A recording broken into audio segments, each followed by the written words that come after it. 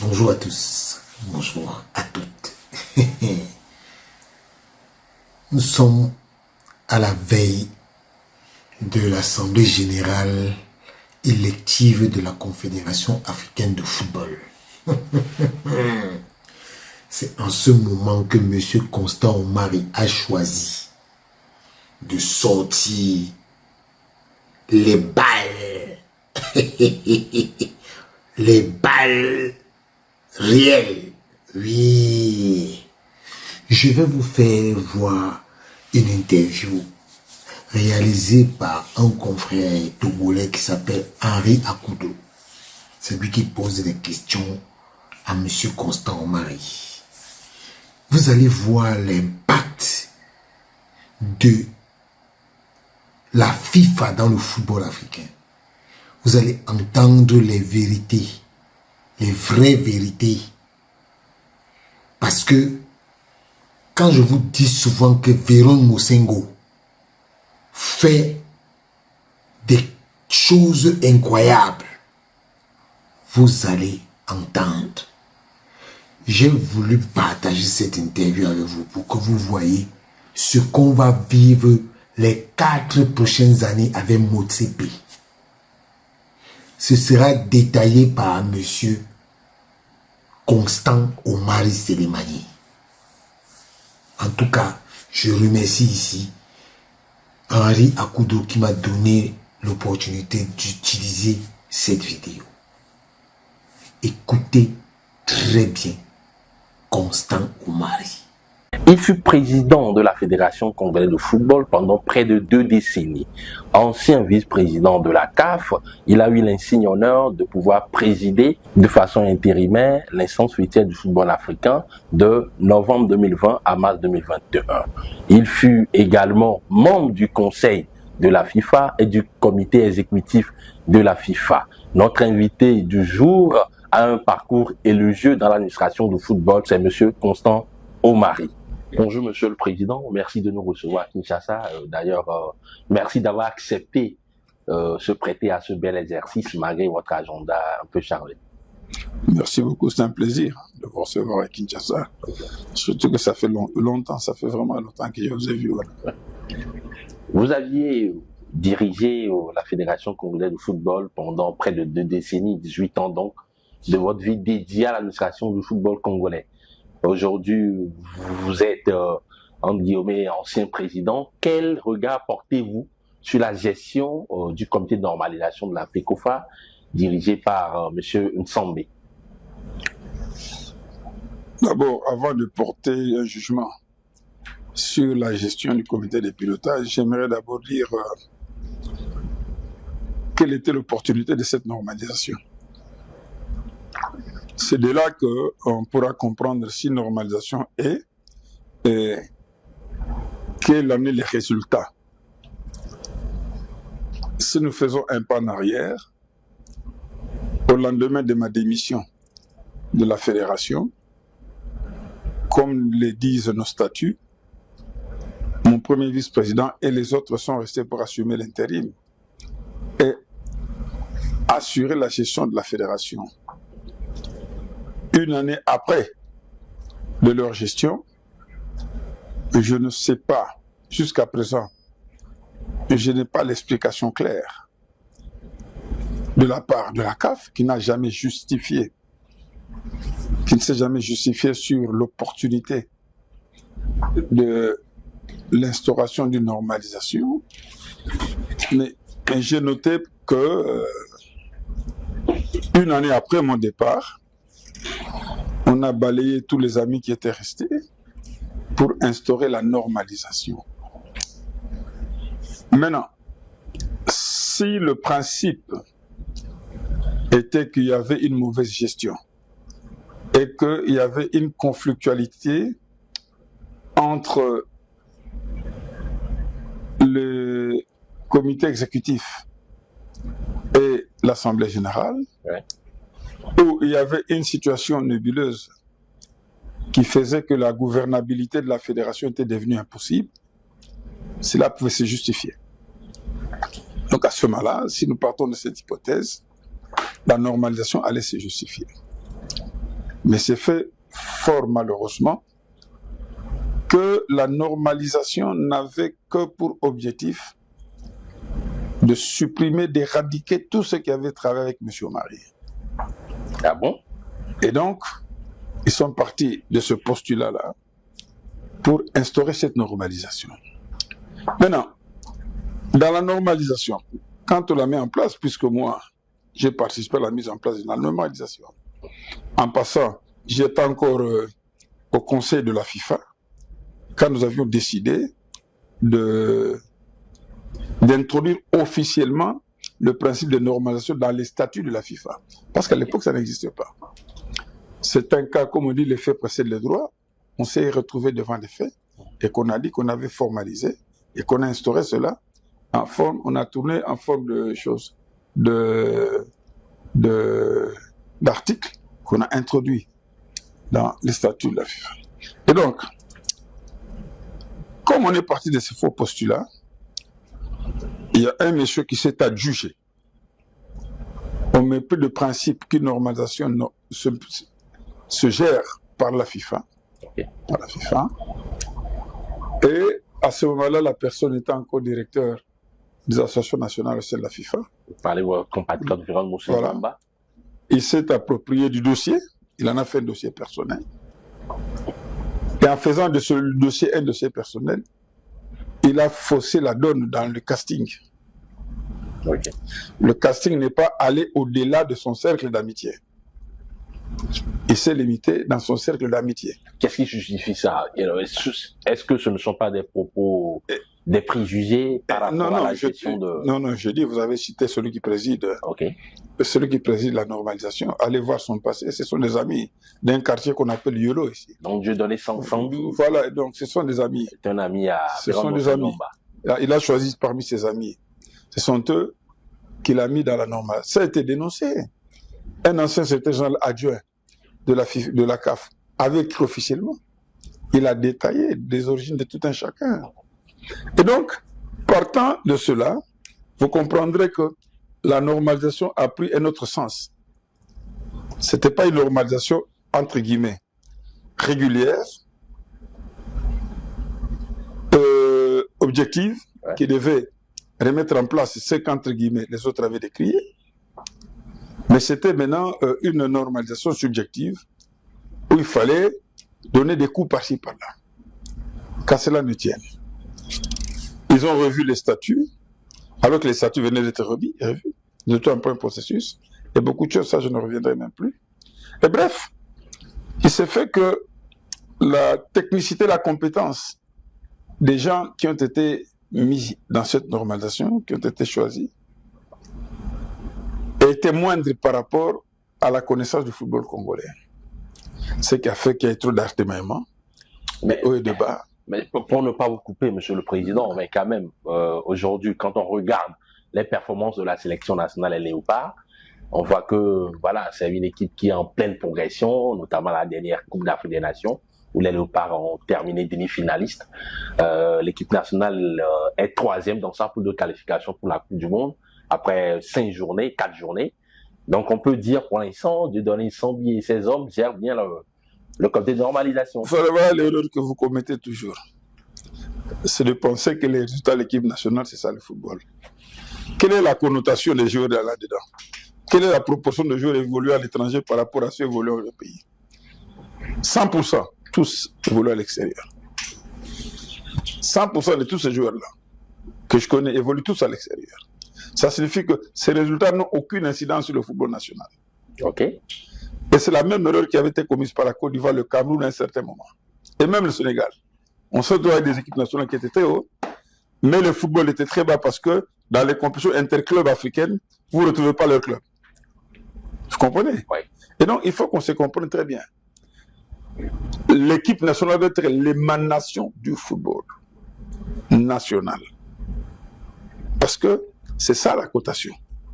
Par contre, si vous surfez, si les joueurs uniquement qui évoluent à l'extérieur, et vous avez un vide, observez le Cameroun, sa période d'or, la Côte d'Ivoire, le Sénégal. Ouais. Mais leur club arrive à quel niveau? Des compétitions interclubs? Nulle part. Ouais. Vous comprenez? Et donc, c'est là que j'ai toujours dit que Et ça, soit dit en passant, celui qui a choisi cet entraîneur, c'est un de mes collaborateurs. Okay. C'est pas les Sambi. Les Sambi, c'est pas eux. Le choix des sables de consort, c'est Patrice Manguinda et les autres qui ont travaillé là-dessus. Alors, deuxième élément. En 2015, l'équipe nationale était 3e.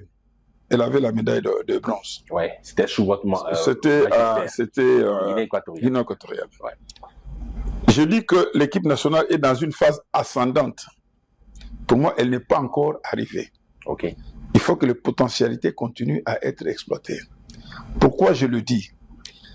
J'observe 65% des joueurs qui jouent aujourd'hui, de cette équipe nationale, qui jouent à l'extérieur, les performances à l'extérieur ne sont plus très bonnes.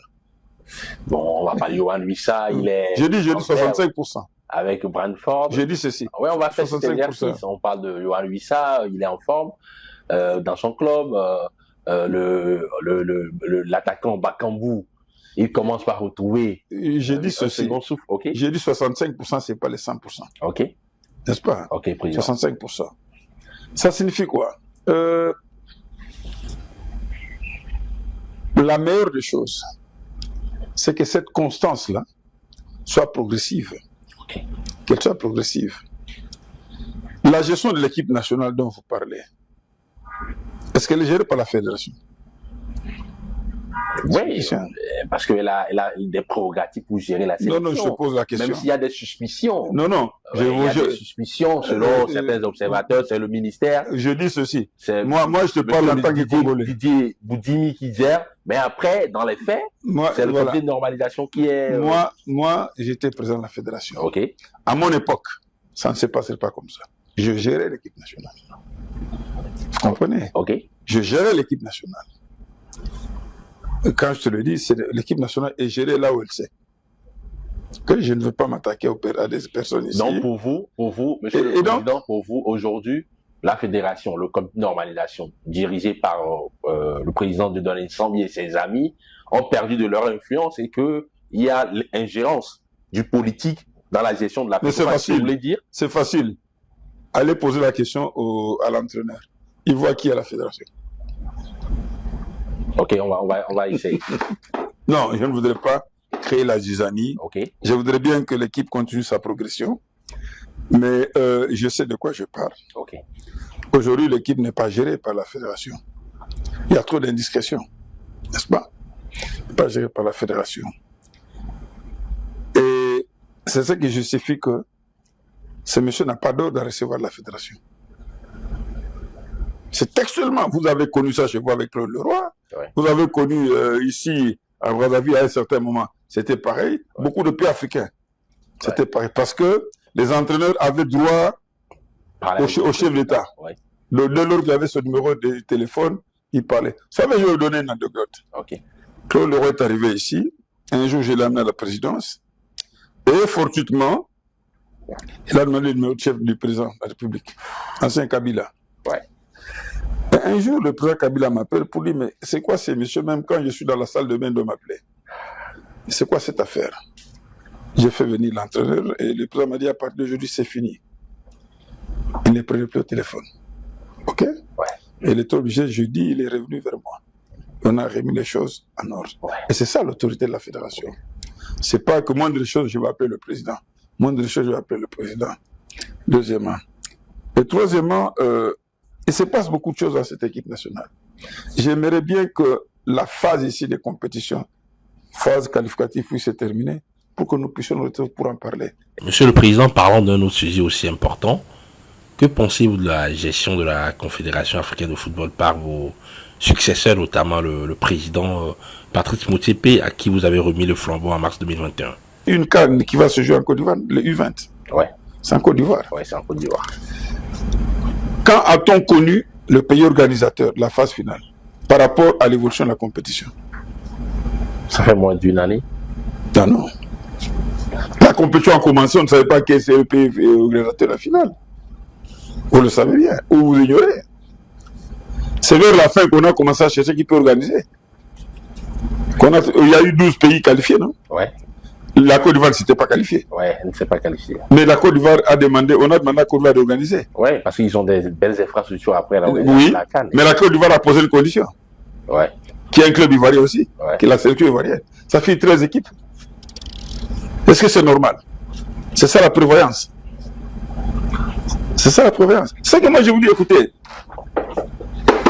Ne faisons pas semblant de gérer et sans aucune prospective. Sans aucune prospective. Et puis ne donnons pas l'impression que la CAF est devenue le béni oui-oui de la FIFA. Je pense qu'aujourd'hui, la CAF a l'obligation, parce qu'elle n'est pas membre de la FIFA. C'est sur l'association nationale qui est membre de la FIFA. La CAF, en tant que confédération, gérant 54 associations nationales, a l'obligation de rester en harmonie avec la FIFA, n'est-ce pas? Oui. Mais il faudrait une collaboration adulte. Pour moi, il faut une collaboration adulte. Là, vous rejoignez les observateurs du football africain qui, qui sont quand même mal à l'aise par rapport à une forme d'impasse, on va dire, de colonisation de la FIFA sur la CAF. Parce que j'ai parlé avec un dirigeant récemment, il m'a fait voir une petite image qui était un peu significative, parce que à la CAN, lors du match d'ouverture le 13 janvier dernier, le président de la FIFA était là et il a fait un discours.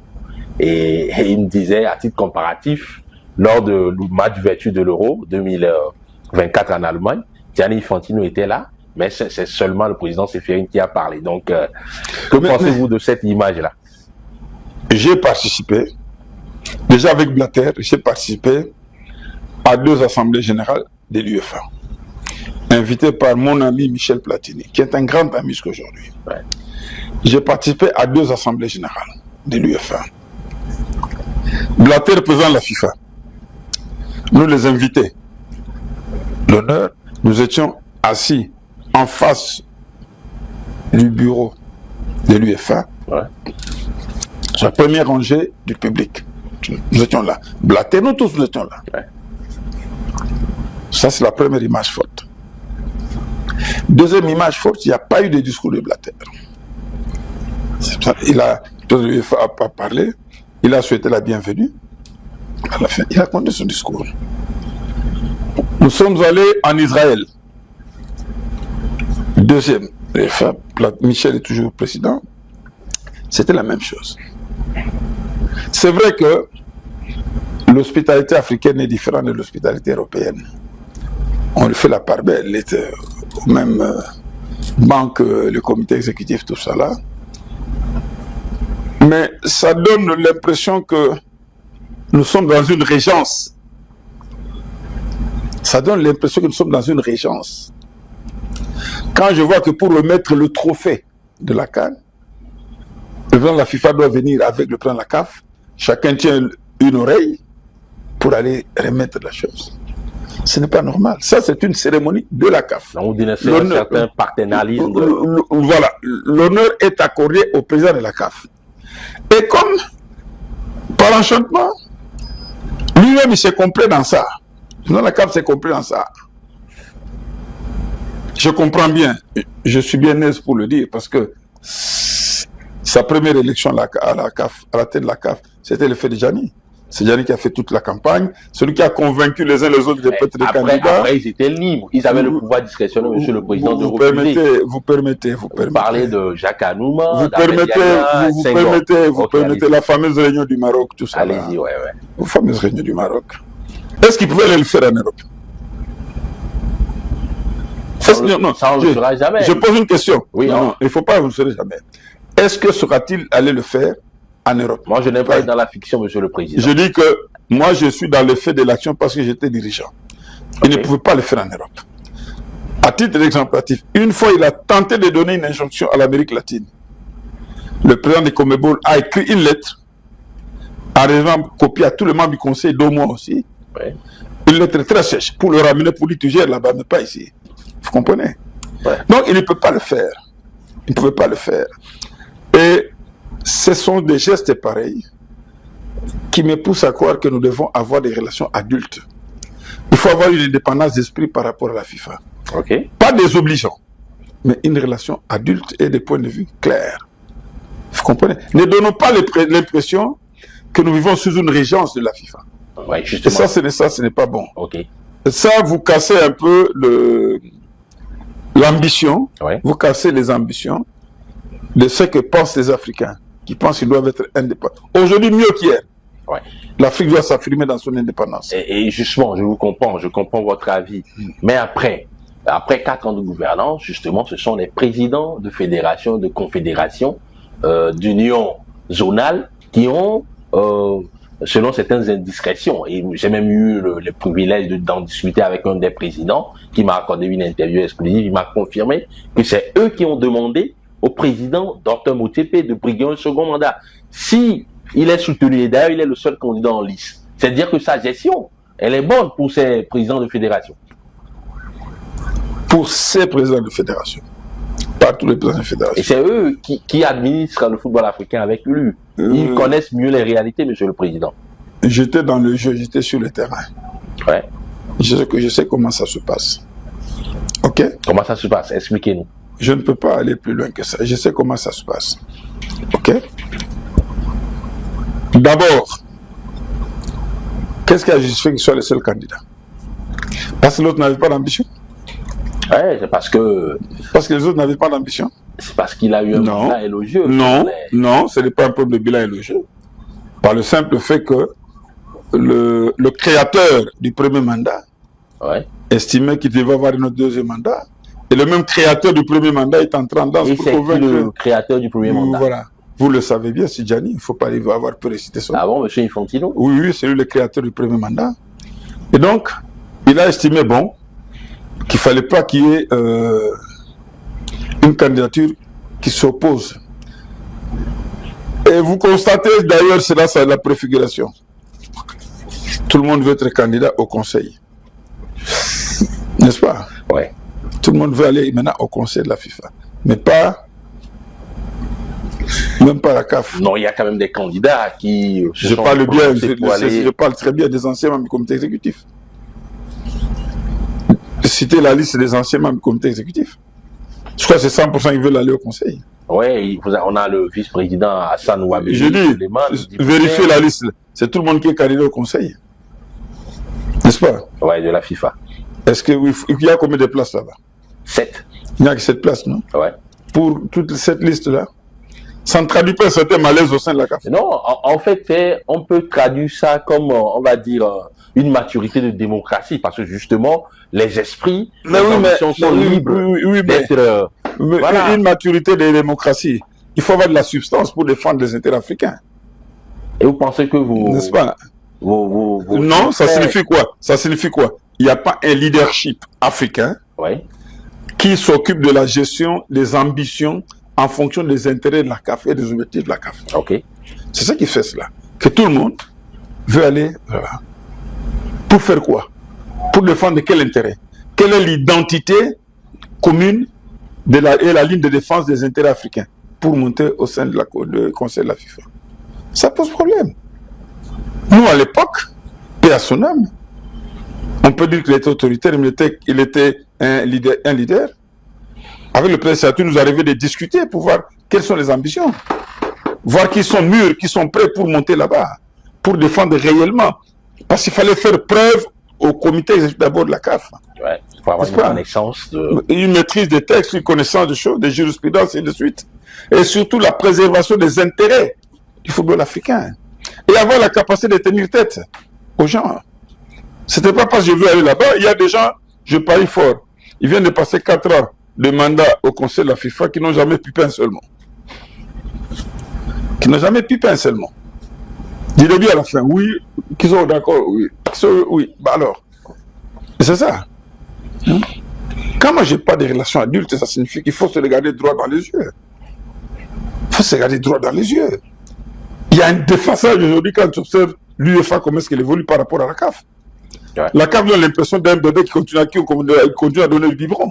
Et pourtant, dans les compétitions de la CAF, à chaque fois, il y a eu une majoration de la cagnotte. À la fin, voilà, donc sur le plan économique, on pourra dire qu'il y a quand même des efforts qui se font à ce niveau. C'est vrai, je le reconnais, qu'on a donné, on a augmenté la cagnotte. Au profit de quelle dette, je ne sais pas. N'est-ce pas? Il y a eu une explosion des droits. Au profit de quelle dette? Non, ne parlons pas d'explosion. Ne parlons pas d'explosion, cher ami. Ça me fait mal quand les gens veulent. C'est des illusions. Et ça, à toi, quitter la CAF, il a laissé un contrat avec un minimum garanti de 1 milliard de dollars. On a poussé le président Hamad pour qu'il puisse casser ce contrat-là, en lui promettant monts et merveilles. Nous sommes aujourd'hui le 17 ou le 18, le 18 février. Quel est le contrat d'un minimum d'un milliard de dollars qu'ils ont signé? La meilleure gestion. Quel est le contrat? Citez-moi, quel est le contrat d'un minimum garanti d'un milliard de dollars qu'ils ont signé? C'est ça la bonne gestion. C'est ça la bonne politique. C'est ça le bon sponsoring. Qu'est-ce que ça? C'est quoi? Explosion de quoi? Explosion de quoi? N'est-ce pas? Quelle est la dette? Vous avez suivi l'une des dernières assemblées générales. Ouais. Je pense que vous avez vu le discours, vous avez suivi les discours du président de la commission économico-financière, la commission financière de la CAF. Ouais. Vous n'avez pas vu le désarroi quand il citait un sommet s'est arrêté. Il a dit bref, le reste vous verrez, on vous en verra après. Vous n'avez pas observé son désarroi quand on est en train de masquer les chiffres. Ce sont des accusations graves, monsieur. Je dis ceci, j'ai suivi à la télévision comme tout le monde. J'ai suivi à la télévision comme tout le monde. Il a commencé à présenter son rapport financier. À un certain moment, il s'est arrêté. Il a dit que le reste, vous verrez après. Et après que nous apprendrions qu'il y a des chiffres qui avaient été masqués. Auguste Assemblée, chère présence, conformément à l'article 43 des statuts de la CAF, la commission d'audit et de conformité a examiné le rapport des réviseurs externes et a édité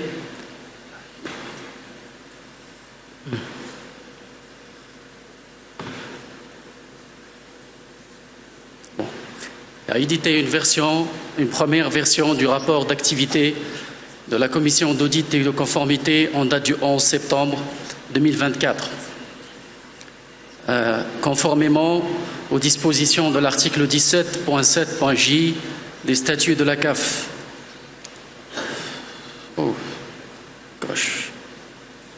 Notre commission travaille avec enthousiasme et mindset positif avec le secrétariat de la CAF et avec l'auditeur externe pour lever les points en suspens dans la version actuelle que vous avez entre les mains.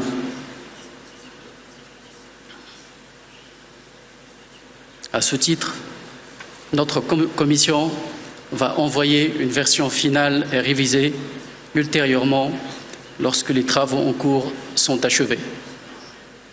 Je vous remercie pour votre attention. Si vous êtes journaliste africain, vous n'avez pas suivi ça, dommage.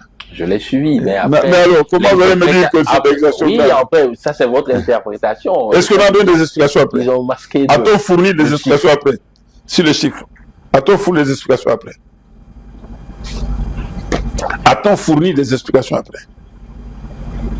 Je ne sais pas. J'ai dit, a-t-on fourni des explications après? Évoquons un autre sujet. La cagnotte, c'est vrai, et il faut qu'on le dise. Le premier à avoir augmenté la cagnotte, c'est Hamad. Ouais. C'est Hamad, c'est nous quand nous étions là qu'on a décidé, 2019, voilà, qu'on a décidé d'augmenter la cagnotte. C'est normal, si la cagnotte ne fait qu'augmenter, c'est normal. C'est la normale des choses. Le contraire nous aurait étonnés. Évoquons un autre sujet similaire, la Coupe d'Afrique des Nations, qui est la compétition phare du football africain.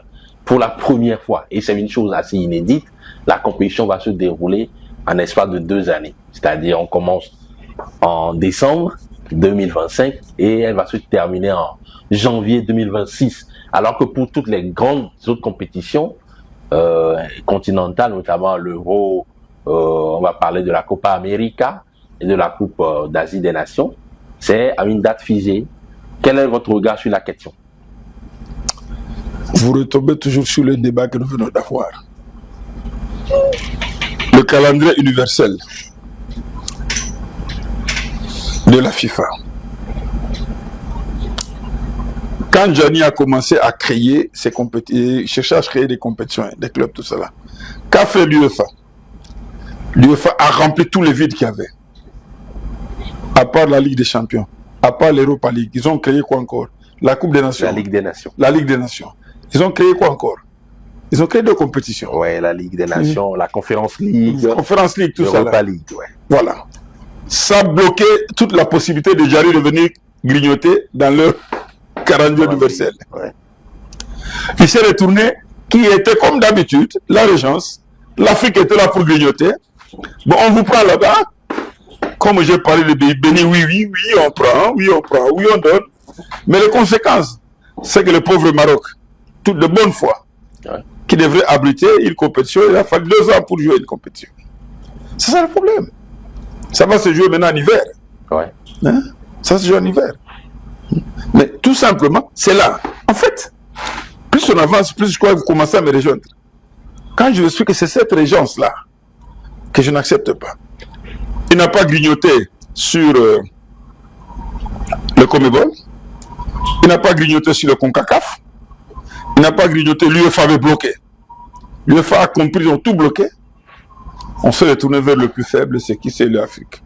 La CAF. Bonsoir mes amis, bon, vous savez, situation, tout, bah, voilà, vous donnez. Et quitte à vous, soit dit en passant, beaucoup de gens ne le savent pas. Les conflits CAF, FIFA, Ahmad à la tête et nous tous là. Ouais. Vous savez que Gianni avait demandé à un certain moment que la CAF puisse accepter que la CAN ait toutes les 4 années. Ouais. Une fois toutes les 4 années. Oui, on l'a appris. Au Maroc. Ouais. Au séminaire du Maroc. Il a annoncé aux associations nationales sans l'avis du comité exécutif. Mais au comité exécutif, nous avons remis cela en cause. Ouais. Une des pires d'achoppements. Vous comprenez? Ouais. Parce qu'il voyait déjà comment décaler. Donc, les compétitions de la CAF, on peut les sacrifier. Pour autant que moi, je puisse profiter de ce calendrier universel. Okay. Parce qu'ailleurs, on ne peut pas me le permettre. Mais nous ne savons pas que cela a un impact négatif sur nous. Nous, les fonds que génère une CAN ne sont pas comparables à ceux que génère, une Coupe d'Afrique, plutôt une Coupe du Monde. Ouais. Ça génère beaucoup d'argent.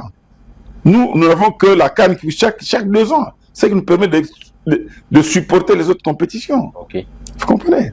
Et donc, c'est cette régence-là dont je parlais ici, qui a fait qu'effectivement, on va jouer aujourd'hui sur 2 ans, cette CAN. N'en déplaise au roi. C'est sur 1 mois, mais c'est 2 années. Oui, mais ça, je dis, à cheval sur 2 années, n'en déplaise, mais pour autant que la CAF a fait la concession. Parce que tout simplement, si nous avions les mêmes relations adultes comme l'UEFA, on n'allait pas le permettre. Et donc, il n'allait pas créer ces compétitions à 24 clubs. La Coupe du Monde à 24 clubs. Et vous verrez, même dans les arrangements, vous verrez chaque fois, ce sont les 16 clubs, le club des 16 européens. Quand ils montent au créneau, on essaie de dire à la CAF, est-ce que vous ne pouvez pas revoir les dates de la CAN, que ça se joue pour le mois de février, parce que ce sont les clubs qui payent les joueurs, et c'est tout ça là. Et donc, c'est nous toujours qui faisons les sacrifices. Les sacrifices viennent toujours du côté de la CAF. Et c'est ce que je n'approuve plus, moi. Et la CAN est peut-être la solution. Vous parlez de manque de leadership au sein de la gouvernance du football africain. Quel est votre message? Quelle est l'approche de solution que vous proposez aujourd'hui pour ces différents présidents de fédération qui apparemment sont d'accord à vue d'œil avec la gestion du je ne veux pas le citer, je ne veux pas citer son nom. Mais dans une de mes dernières conversations avec quelqu'un de la FIFA, il m'a dit, Monsieur Marie, quand vous parlez de leadership au niveau de la CAF, beaucoup de fédérations africaines n'ont plus le leadership que vous autres vous aviez à votre époque. Ok. Quelqu'un, je ne cite pas son nom. Ouais. Il m'a dit la même chose. C'est dans la conversation. Ouais. Il m'a dit le drame, on était en train de débattre de tout ça. Il me dit, le drame c'est que à la tête de beaucoup de fédérations africaines, il y a plus de leadership que vous aviez à votre époque. Ça dit tout ce que ça dit. Ouais. Ok, dans un passé récent, vous avez eu des démêlés tout juste après la gestion de la présidence par intérim de la CAF avec le jury disciplinaire de la FIFA. Par après, vous avez été blanchi. Aujourd'hui, à 67 ans, vous parlez de manque de leadership. Est-ce qu'on peut s'attendre à ce que M. Oumari puisse prendre son bâton de pèlerin et siffler la fin de la récréation en se présentant pour, on va dire, un poste dans les prochaines années au sein de la CAF ou au sein de la FIFA? Est-ce que vous en avez encore la capacité? Je voudrais être honnête avec vous. Ouais. je ne crois plus à un poste au niveau de la CAF ni de la FIFA. Tout simplement parce que la philosophie qui gère aujourd'hui au niveau des deux instances serait incompatible avec ma façon de voir les choses. Ah bon? Incompatible. Je suis de la nature des gens qui savent dire oui et non. Or, la philosophie d'aujourd'hui n'est pas celle-là. La philosophie d'aujourd'hui veut que les gens disent oui. Quand tu dis non, tu es la mauvaise herbe qu'il faut vite couper. Ok. Vous comprenez? Et ça se constate tant au niveau de la FIFA qu'au niveau de la CAF. Parce que mes malheurs proviennent tout justement de cette capacité de dire oui et non. Parce que j'étais le grain de sable qui dérangeait, qu'il fallait à tout prix extirper. C'est ça. Et si la donne n'a pas encore évolué, vous savez, il y a très peu de politiciens qui ne font pas attention. Ce que nous vivons au niveau de la FIFA, c'est textuellement ce que les politiques vivent au niveau des Nations Unies. Ah bon? C'est qu'il y a quelque part des grands qui pensent que il y a des petits qui ne peuvent pas évoluer. Ils font mettre bas sur les... Voilà, c'est ça, c'est textuellement ça. C'est textuellement ça. Même basse. On estime que ceux-là ne peuvent pas bouger. Ceux-là ne peuvent pas lever les tons. Ils ne peuvent pas monter. C'est textuellement la même chose. Et on va dire donc, aux petits de se mettre ensemble et de se battre. Vous l'avez dit dans vos propos, l'Afrique c'est 54 fédérations. Oui. Et c'est la plus grande part au niveau de la FIFA. Parmi les 211, je ne sais pas, associations de la FIFA. Pourquoi, comment peut-on expliquer que ces 54 ne parviennent pas à se mettre d'accord pour, on va dire, impulser une nouvelle dynamique pour que l'Afrique se fasse respecter? C'est clair, c'est très clair. C'est très clair. J'aime pas trop parler de lui, personnel. Le président Saïtou. Ouais. C'était un véritable leader. Quand lui n'était pas d'accord, il nous réunissait, nous tous. Nous tous qui étions au comité d'abord de la FIFA ou au conseil de la FIFA. On vient de la réunion des présidents des confédérations. Il y a telle chose qu'on propose, l'Afrique ne peut pas accepter ça. C'est contre nos intérêts. Ok, nous parlons tous le même langage. On harmonise les arguments. Okay. Et on montait là-bas, on soutenait nos points de vue. Ok? Quand ça n'allait pas dans une assemblée générale de la CAF, le président Saïtou disait qu'ils devaient nous mettre d'accord, nous lever parce qu'on ne peut pas accepter telle chose, telle chose, telle chose. Ça se faisait. Aujourd'hui, ça ne peut plus se faire. Ça ne se fait plus. Ça ne se fait plus aujourd'hui. Vous comprenez? Ceci explique cela. C'est pour ça que moi je parle de leadership. Ouais. Parce que un petit président de fédération qui se lèverait seul pour lui n'accepte pas ça, on va vite casser, on va nous couper la tête. Mais s'il y a une dynamique où les Africains disent on s'est réunis, il y a telle chose, l'Afrique ne peut pas accepter cela. Il y a une dynamique du groupe de la Confédération. Et on bloquait cela. Ouais. C'est qui ne peut plus se faire aujourd'hui. Ça ne peut plus se faire aujourd'hui. Moi, je vous donne les cas d'exemple. Quand nous devions aller pour la réforme de la FIFA, en 2015, la commission Carrare, moi et Ania Bouroudia, nous représentons l'Afrique. Avant de partir, le président nous a dit, voici les combats de l'Afrique. Nous devons nous battre pour obtenir ça. Nous devons nous battre. Les 9 clubs dont on parle des sélections nationales aujourd'hui. Ouais. C'est pas aujourd'hui, monsieur. Ouais, la Coupe du Monde de 26. Là. Ce n'est pas aujourd'hui. C'est 2015. Ok. C'est 2015 que nous obtenons cela à la réforme de la FIFA. Aujourd'hui, Gianni Sebombé l'a toujours donné 9 places à l'Afrique. Non. Il me suit le sait. Puisqu'il était là, il représentait l'UEFA. Ouais. Ils étaient à deux. Nous représentons l'Afrique et l'UEFA. C'est pendant ces travaux-là que nous avons obtenu les 9. Parce que nous sommes, le président Saïtou nous a dit, notre combat aujourd'hui, c'est... D'ailleurs, on avait obtenu 9,5. 9,5, exactement. 9,5. Parce que le 10e, on devait se battre contre l'Océanie. Ouais. Donc, il y aura des barrages. Vous comprenez? À la fin, ouais. Avec une sélection et donc, c'est ce leadership-là, malheureusement, dont je parle aujourd'hui, qui n'existe plus. Qui n'existe plus. Parce qu'on est prêt à courber les chines. Amen. Ok. Amen. Et donc, le pouvoir aurait dû vite. Si on constate qu'au niveau de la CAF, c'est vide, ben, il faut en profiter. Il faut en profiter. Mais si on sent qu'il y a un point dur, on négocie. C'est ça ma préoccupation. Ok. Et donc, bref, pour vous résumer, ces deux donnes-là n'ont pas changé. Je me vois très mal aller encore à la CAF ou à la FIFA. Parce que ça serait peine perdue. Ok. Voilà. Ok, on s'approche tout doucement vers la fin de cet entretien exclusif, mais avant, permettez-moi d'évoquer cette actualité brûlante. La candidature du président Samuel Eto'o a été rejetée. Et justement, parce que il y avait une procédure qui a été lancée contre lui par le jury disciplinaire de la CAF, et il est en train de se battre pour pouvoir véritablement avoir la décision là et pour la contester au niveau du TAS afin de se présenter pour la prochaine assemblée générale du 12 mars au Caire, lors de laquelle le bureau, il y aura l'élection au niveau du comité exécutif de la CAF. Qu'est-ce que vous en pensez? Quel est votre avis sur le sujet? Il y a de quoi plusieurs observateurs disent que Samuel Eto'o est une personnalité de par son charisme, sa stature, sa posture, qui dérange. C'est pas normal. Moi, je pense qu'il doit faire œuvre utile. Sa candidature doit être reprise, reconnue, et qu'il compétisse comme tout le monde. Ceux qui se disent forts, qui ne veulent pas l'avoir, qu'ils agissent pour qu'il ne soit pas élu. Mais qu'ils ne l'écartent pas. Qu'ils ne l'écartent pas. C'est la meilleure façon d'ailleurs. C'est la meilleure compétitivité. Vous laissez quelqu'un être candidat, et puis vous aurez pour ne pas l'élire. Ne pas l'empêcher tel qu'on veut faire, ça signifie quoi? Vous le limitez là, c'est fini. Il est président de fédération, il va se contenter de ça. C'est aussi un choix à faire. Hein. C'est pour ça que je vous dis qu'on a besoin d'un leadership fort. Ouais. Un leadership fort à la tête de cette confédération. Ok, merci M. Oumari. Quel est votre mot de la fin? Quelle est votre vision pour le football africain? Le mot de la fin est... Quel conseil pourriez-vous donner à vos jeunes frères présidents de fédération aujourd'hui?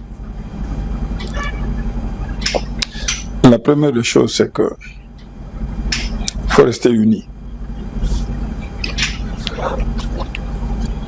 À mes jeunes frères qui sont aujourd'hui à la tête des fédérations, je pense que la première des choses qu'il faut avoir, c'est l'union du football africain.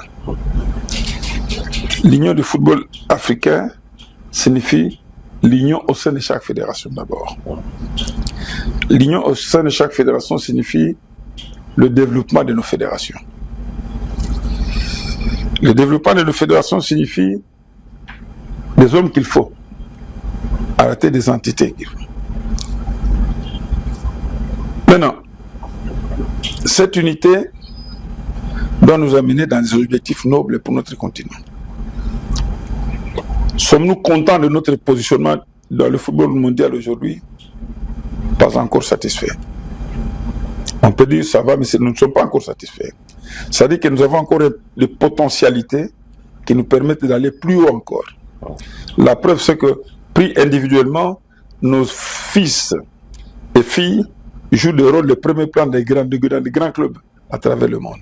Ça signifie qu'il nous manque de tout petit peu pour que chez nous puissions jouer ce rôle-là. Que ceux qui sont restés en Afrique puissent jouer ce rôle. Il nous faut de l'organisation, de l'argent, ainsi de suite, tout ça là. Il faudrait des ambitions. Il faut des ambitions. L'Afrique doit récupérer la place qui est la sienne dans le Conseil de football mondial. Ça n'a pas été facile à l'époque. Quand les Issa Hayatou obtenaient qu'on passe d'une seule représentation à 4-5, c'était pas facile. C'était des combats. C'était pas des cadeaux de prince. C'était des combats qu'il fallait. Il fallait convaincre les gens. Il faut convaincre les gens. En définitive, restons africains. Moins de complexes. Je n'ai jamais été complexé devant moi. Européens, américains, tout ça là, non. Le président Joao Blanche. Non, jamais. J'ai eu de très bonnes relations. Très bonnes relations. Chacun m'appelait Monsieur Oumari. Moi, je peux Monsieur le Président. Et je ne pense pas que... On n'a pas besoin de courber les chines devant ça. On n'a pas besoin de courber... La courtoisie est là. L'élégance et la courtoisie. Mais on n'a pas besoin de courber les chines. On doit rester droit devant ces gens-là. L'Afrique a un mot à dire sur le football mondial. Mais si cette flamme-là, on la laisse s'éteindre, on aura causé du tort énorme à la génération africaine. On aura causé du tort énorme. Bref, il faut avoir la foi à l'avenir. Il faut avoir la foi à l'avenir. Et je reste convaincu que les choses iraient mieux. Mais que l'autodétermination, c'est le maître mot.